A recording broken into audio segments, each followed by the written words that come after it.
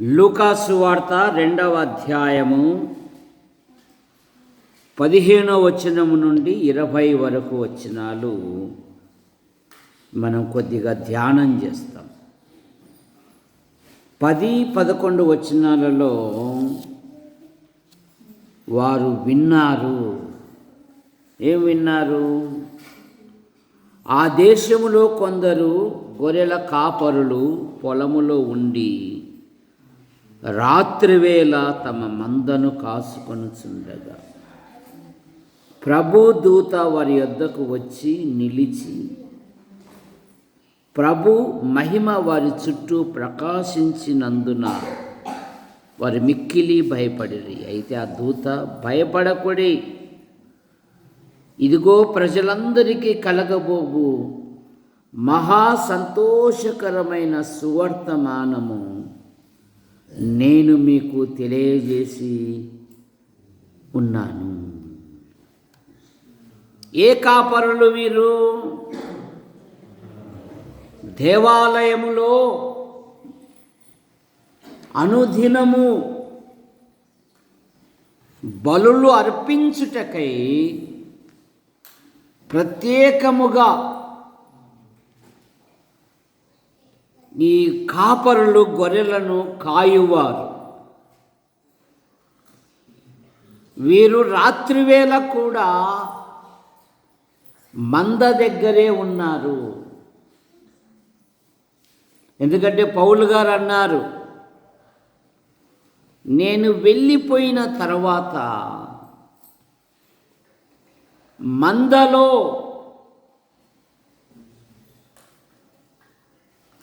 గొర్రె ముఖము కలిగి తోడేళ్ల స్వభావం కలిగిన వారు వస్తారు. మీకు అప్పజెప్పిన మంద విషయములో జాగ్రత్తగా చూసుకొనుడి అన్నాడు.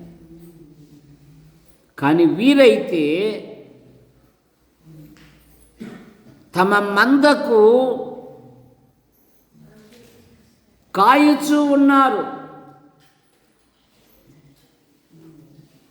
వారు విన్నారు.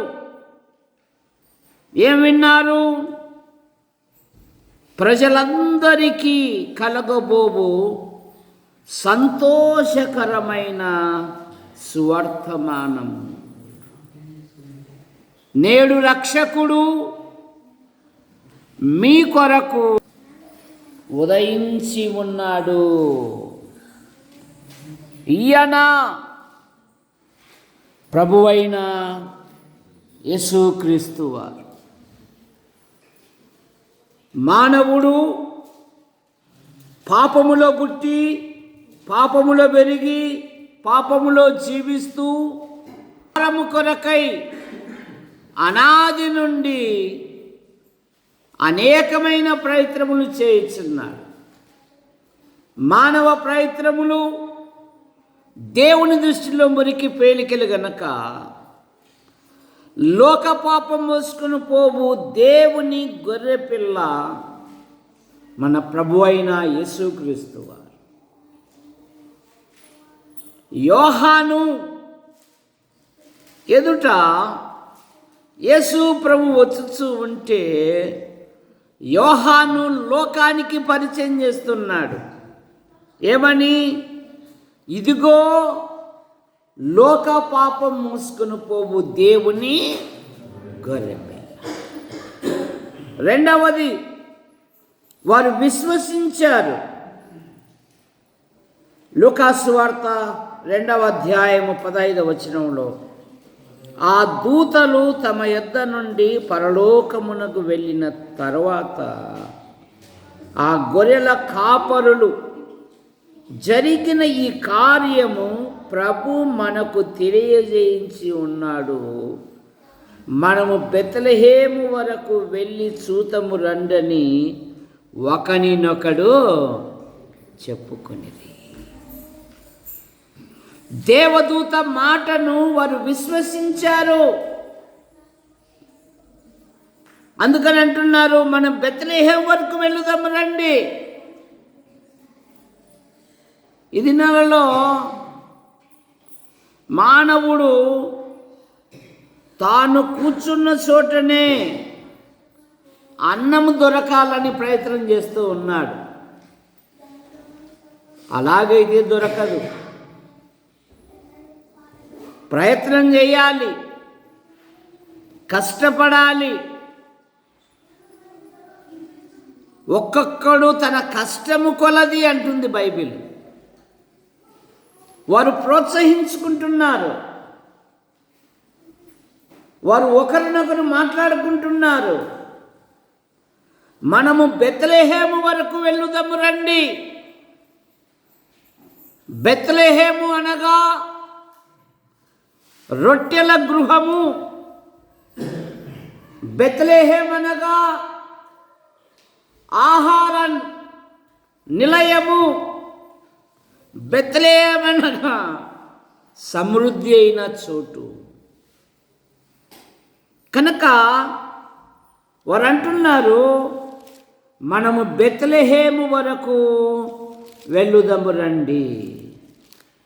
బెత్లెహేము ఒకటి గుండె చెదిరిన స్థలము.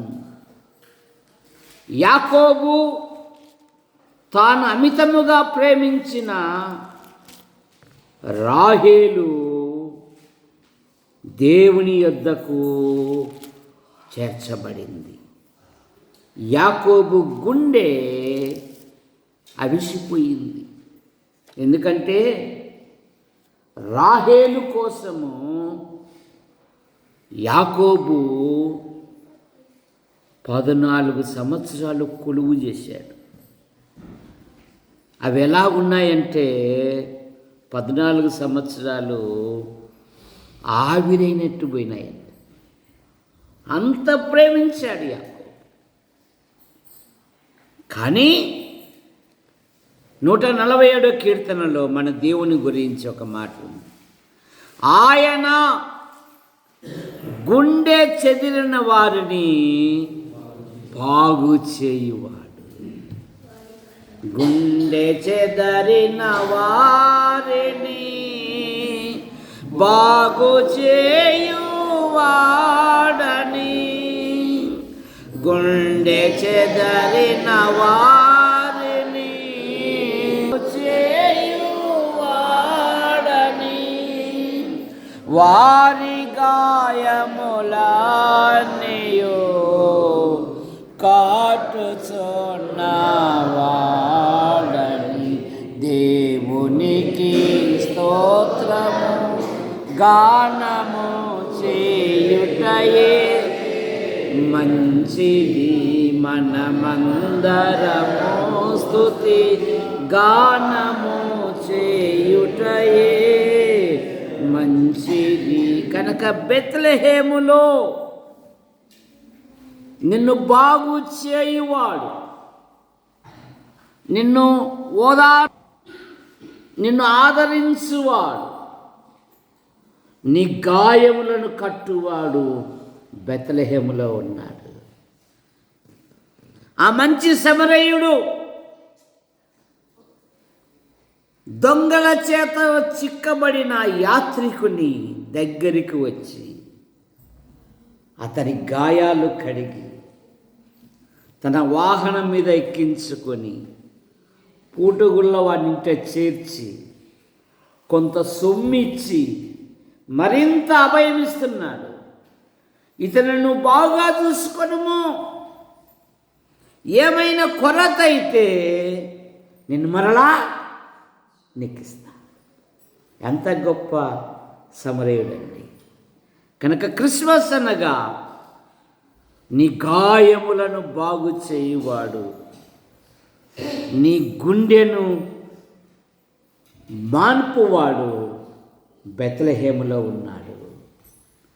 గొర్రెల కాపరులు రెండవ మాట, అది ఆహార గృహము, రొట్టెల నిలయం. వారేం చేశారు? ఋతు గ్రంథం 1వ అధ్యాయములో న్యాయాధిపతులు ఏలిన దినములయందు దేశములో కరువు కలగగా ఒక మనుష్యుడు తన భార్యను తన 2 కుమారులను వెంట పెట్టుకొని మోయాబుకు వెళ్ళాడు. అభివృద్ధి చెందుతాలే అనుకున్నాడు. సంబంధాలు కూడా చేసుకున్నాడు, పెళ్ళి కూడా చేసుకున్నారు తన పిల్లలకు. మోయాబీలు ఇశ్రాయేలు యొక్క జాబితాలో 10వ తరము వారు కూడా వారు చేరడానికి వీలు లేదు. మోయాబును గురించి కీర్తనలో మోయాబు మీద నా చెప్పు విసరజేసేదను అన్నాడు దేవుడు. అటువంటి శాపగ్రస్తమైన దేశానికి వెళ్ళి నష్టపోయారు. కానీ బెత్లెహేములో ఉన్న వారికి ఒక నిరీక్షణ కూడిన మాట ఏంటంటే, దేవుడు తన ప్రజలను దర్శించెను. ఎంత ధన్యత! బెత్లెహేములో నిన్ను దర్శించు రక్షకుడున్నాడు. బెత్లెహేములో నిన్ను ఓదార్చు రక్షకుడున్నాడు. బెత్లెహేములో నీకు సహాయకుడైన రక్షకుడు నీతో ఉన్నాడు. బెత్లెహేములో చచ్చిన వారికిని బ్రతికిన వారికిని మేలు చేయు బోయాజు మనకున్నాడు. బోయాజు అనగా బలవంతుడు అని అర్థం. యెషయా గ్రంథం 9:6లో యేసు ప్రభుకు అక్కడ కొన్ని పదాలు, కొన్ని పేర్లు ఉంటూ అందులో ఒక పేరు ఏంటంటే బలవంతుడైన దేవుడు. ఎవరైనా బలవంతుడైన దేవుడు, ఆయన బలవంతుడు. కానీ ఆయన బలాన్ని నువ్వు స్వీకరించలేకపోతున్నావు. చూసారా? యెహోవా కొరకు ఎదురు చూచువారు నూతన బలము కలిగి పక్షిరాజు వలె పైకి ఎగురుదురు అనే మాట మనం చూస్తాం. నిన్ను విమోచకుడు, నిన్ను విమోచించేవాడు ఉన్నాడు. యోబు అన్నాడు కదా, నా విమోచకుడు సజీవుడనియు తర్వాత ఆయన భూమి మీద చూసేదను. నా చర్మము చీకిపోయినను నా విమోచకుడు సజీవుడని నేను ఎరుగుదును. బోయాజు అనగా విమోచకుడు, బోయాజు అనగా బలవంతుడు. బోయాజు చచ్చిన వారికి బ్రతికిన వారికి మేలు చేయువాడు. మన ప్రభు అయిన యేసుక్రీస్తు వారు సూర్యుని గురించి, గాలిని గురించి, వాతావరణం గురించి ఏమన్నాడు ఆయన? వర్షాన్ని గురించి ఆయన దుష్టుల మీదను నీతిమంతుల మీదను తన నీతి సూర్యుని ఉదయింపజేయుచున్నాడు. కనుక బోయాజు బెత్లెహేములో ఉన్నాడు. బెత్లెహేములో గొల్యాతును జయించిన వీరుడున్నాడు. ఎవర్రా గొల్యాతును జయించిండేది? ఆడు నరసింహ కొడుకు నూలేరా, నూలి పెద్దోడు. గొల్యాతును జయించినది అరప్పన, బీరప్పన, మధ్యలెట్ట. ఈ ముగ్గురులో ఎవర్రా? ఎవరు? దావీదు. తప్పట్లు కొట్టండి అప్ప. ముఖ్యంగా వాడు 10వ తరగతి మన సంఘంలో వాడు మంచి మార్కులతో పాసు కావాలని ప్రార్థన చేయండి.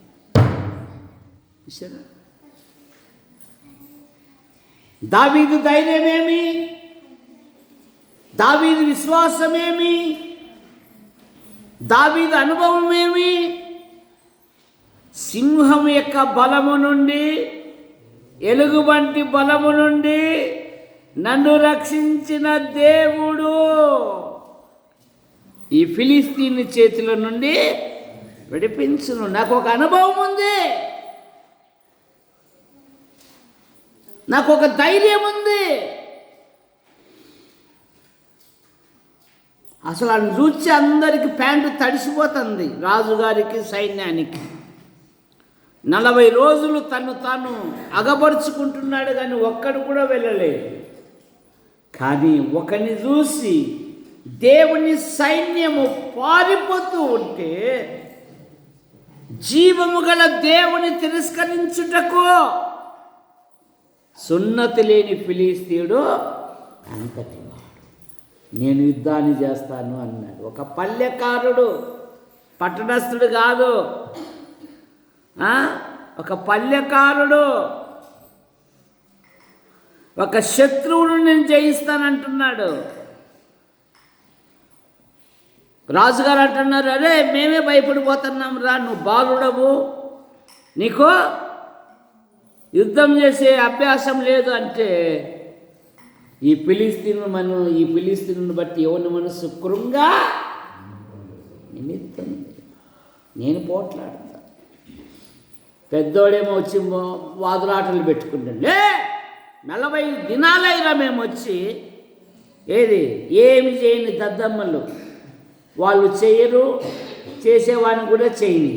చూసారా, పోట్లాటలు పెట్టుకుంటారు. ఏం పెట్టుకుంటారు? పెద్దోడు వచ్చి, నీ హృదయ గర్వం నాకు తెలుసురా, ఆ మందని ఏడో వదిలిపెట్టావంటున్నాడు. కానీ దావీదు తన ఆధ్యాత్మిక జీవితంలో దేవుని మీద ఆధారపడి ఆడు కళ్ళజోడు వింటుంటాడు లేదా, కొండరాయిత కొట్టాడా, బండరాయిత కొట్టాడా, అంకరాయిత కొట్టాడా? రాళ్ళు పళ్ళు కొట్టుకోవడానికి ఏ పళ్ళైనా ఏ రాయినా ఒకటైనా. ఏ రాయిత కొట్టాడు? కంకరాయిత కొట్టాడు కదా. తప్పట్లు కొట్టండి, కూర్చోరా. ఒక చిన్న గులకరాయితో ఆజానుభావుడైన ఎత్తరైన గొల్యాతుని అంతమొందించాడు. కారణమేమి? దావీదు ఏమన్నాడంటే, నా వ్రేళ్లకు యుద్ధము నేర్పువాడు ఆయనే. నా వ్రేళ్లకు యుద్ధం నేర్పుతాడు. నా వ్రేళ్లకు శత్రువును జయించిన దావీదు నీతో ఉన్నాడు. అక్కడ యుద్ధం యెహోవాది అని పలికే ఒక విశ్వాస వీరుడు మన పక్షాన ఉన్నాడు. కనుక మనం బెత్లెహేమునకు వెళ్ళుదము రండి. బెత్లెహేములో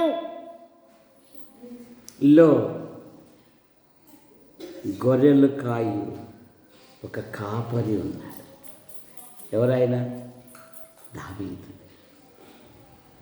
మన ప్రభు అయిన యేసుక్రీస్తుని గురించి, నేను గొర్రెలకు మంచి కాపరి. కనుక ఆ గొల్లలు అంటున్నారు, మనం బెత్లెహేము వరకు వెళ్ళుదము రండి. ప్రార్థన చేసుకోండి. ప్రేమించిన మా తండ్రి, మీ నామాన్ని బట్టి మీకు స్తోత్రములు. ఈ రాత్రి జరుగుతున్న ఈ కూడిక నిమిత్తమై అనేక దినములు ప్రార్థించి తిని, అయినా నీ పిల్లలు వివిధాలుగా దేవుని మహిమపరిచిన విధానాన్ని బట్టి మీకు స్తోత్రములు. ఈ వాక్యం నీరు కట్టి ఫలింపచెప్పి ముందున్న కార్యక్రమాన్ని దీవించండి. యేసు ప్రభు నామములో ప్రార్థిస్తున్నాం తండ్రి, ఆమేన్.